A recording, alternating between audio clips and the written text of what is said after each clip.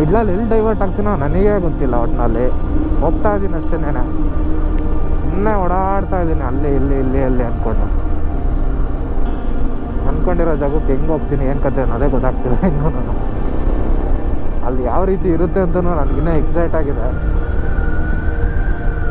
I think ಈ ಬೆಟ್ಟ ದಾಟಿ ಆ ಕಡೆ ಹೋಗ್ಬೇಕು ನಾನು ಅಂದ್ಕೊಂಡಿರೋ ಜಾಗಕ್ಕೆ ಹೋಗೋಕ್ಕೆ.